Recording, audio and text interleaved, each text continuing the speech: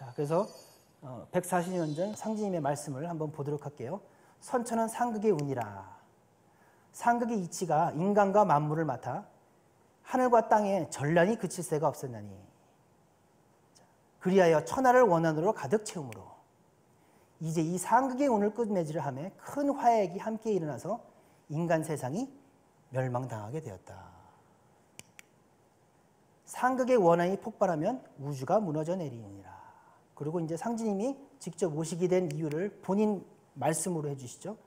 이에 천지신명이 이를 근심하고 불쌍히 여겨 구원해 주고자 하였을 때 아무 방책이 없으므로 구천에 있는 나에게 호소하여 오매 내가 이를 차마 물리치지 못하고 이 세상에 내려오게 되었느니라. 그러므로 이제 내가 큰 화를 작은 화로서 막아 다스리고 조와 성경을 연료하노라. 자, 요거를 한번 정리를 해드려 볼게요.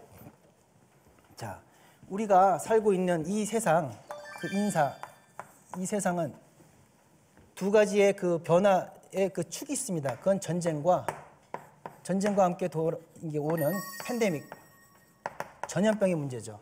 그런데 우리가 이전 시간에 알아봤지만 이거의 이면에는 뭐가 있었어요?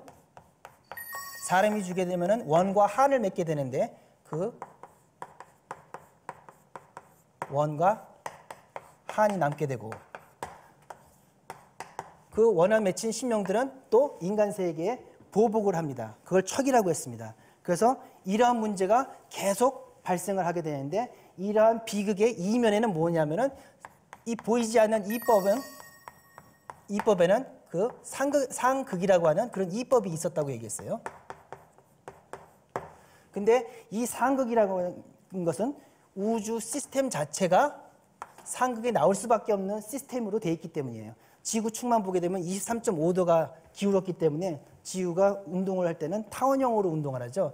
원래 360도라고 하는 것이 제일 완성된 건데 거기에 지축이 기울면서 그 타원형으로 돌잖아요. 그래서 1년이 며칠이에요? 365와 4분의 1이라고 하는 플러스 알파가 항상 생긴다는 거예요. 편차가 생긴다는 거예요. 기운다는 거예요. 그러다 보니까 어떻게 돼요? 균형이 안 맞죠. 균형이 안 맞게 되면서 이걸 뭐라고 하면 삼형이음이라고 얘기를 합니다. 양이 셋이고 음이 둘이에요. 그러니까 가불의 문제가 생겨버린다는 거예요. 우주 자체가 가불의 문화가 생길 수밖에 없는, 남존 여비가 될 수밖에 없는 그런 시스템이 있고, 그러니까 기우니까 싸우게 되죠.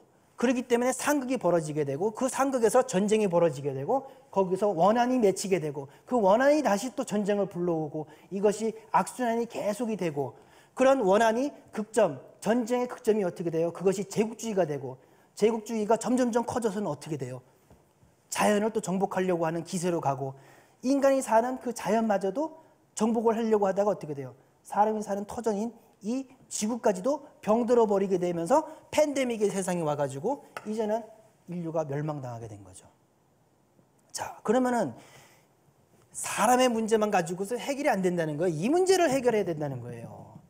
우주의 시스템을 해결해야 된다는 거예요. 근데 우주를, 자, 상지님께서 이 우주의 축을 세우고 지구의 축을 딱 세운다고 하십니다. 그러면 어떻게 돼요? 1년이 며칠이 되겠어요? 360일이 되겠죠? 그러면 이때는 어떻게 돼요? 편차가 없죠. 그러니까 이걸 뭐라고 해요? 정음정향이라고 얘기를 해요.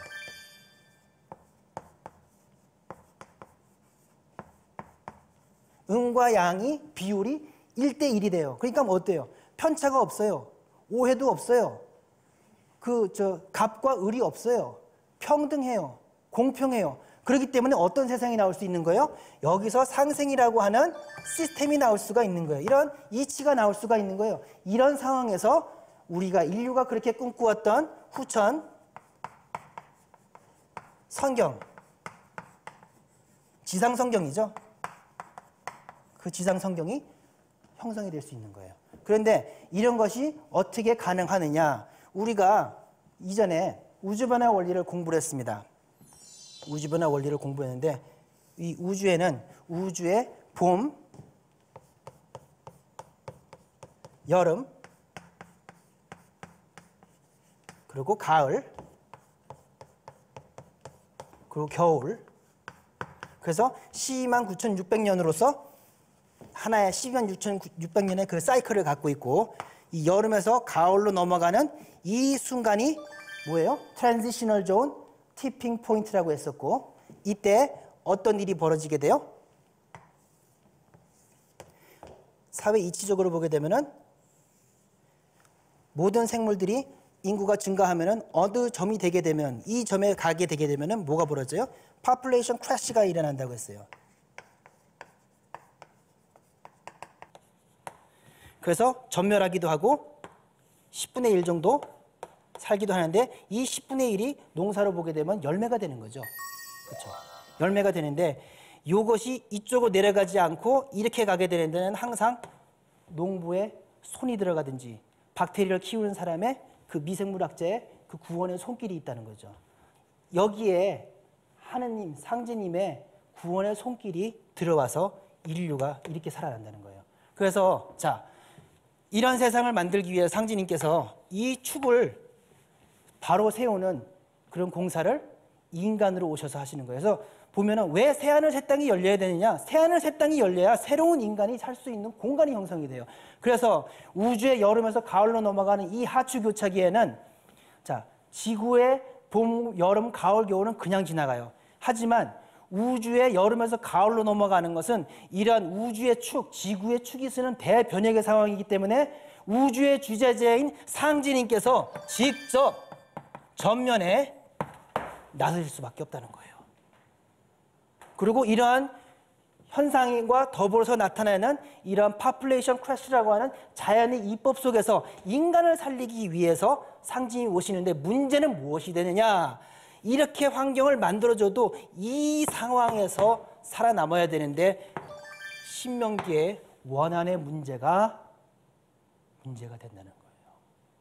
이 원한의 문제 때문에 사람이 전멸하게 된다는 거예요.